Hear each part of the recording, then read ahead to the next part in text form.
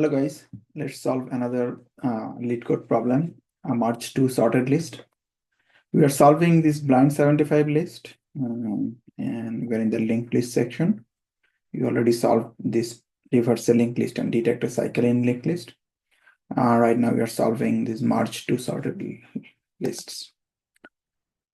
This is the Leetcode 21 and the difficulty level is easy if you know actually how recursion works, right? So if you can solve the problem using recursion, this is pretty easy problem to solve.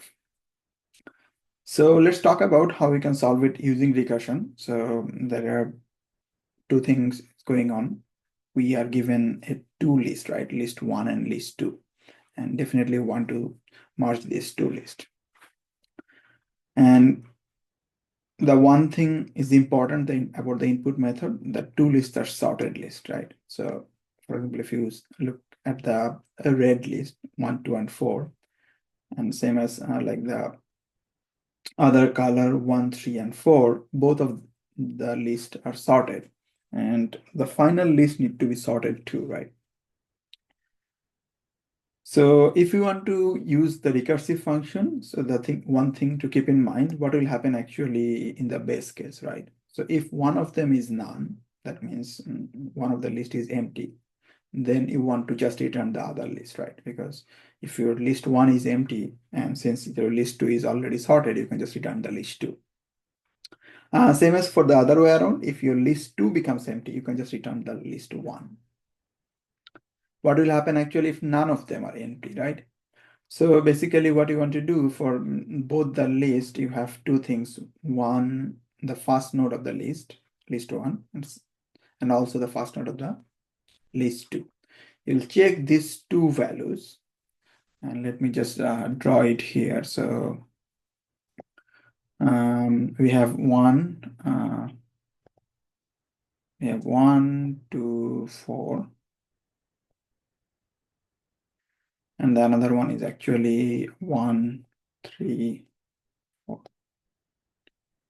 So you basically check these two values, the first node of both the list, and check whichever is less. So let's assume this one is less, right? The first one. If first one is less, what you want to do actually, your final list, you can add this to your final output. And basically you want to point out the next pointer to call the recursive function and then just get the merge list of this guy. Because from this guy, you will be able to get the sorted list again. And this recursive structure remains strong because the second list is still a sorted list. The 2, 4 is also a sorted list. And you basically want to merge these two. So let's go ahead and implement this one. So if your list 1 is none, you just basically want to return list 2. If your list 2 is none, you basically want to return list 1. And if it didn't return yet, right? So if the value didn't return yet, that means you know actually there are some values there. So you can check the list 1 value.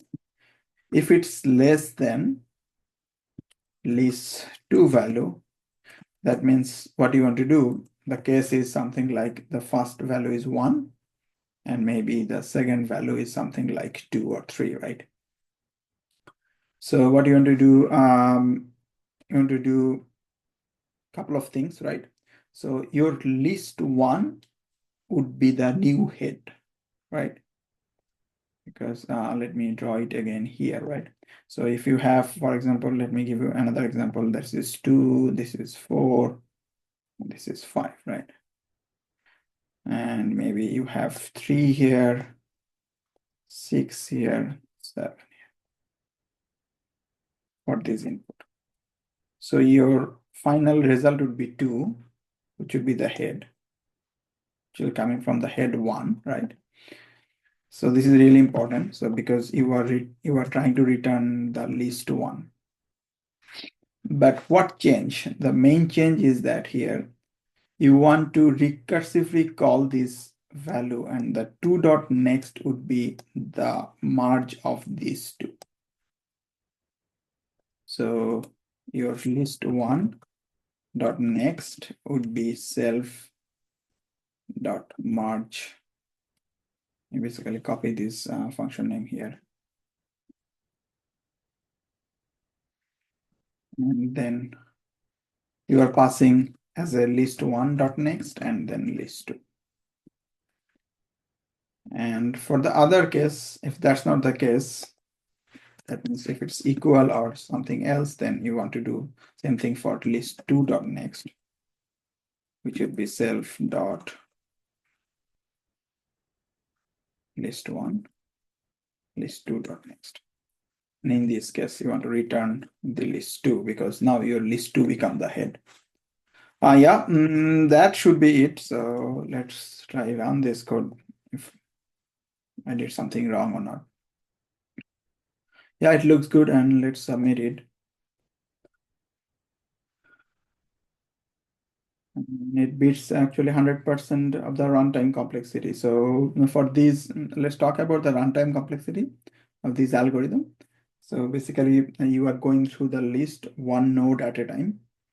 And so it will be runtime would be the number of nodes in the list. So basically, you can think of order of if there are n and m, then it should be n plus m, right?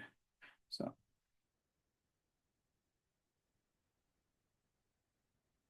space complexity, if you were thinking about if you are calling recursive function, then actually it needs to be stored in a stack. So memory space, in that case, it might take same thing order n plus m.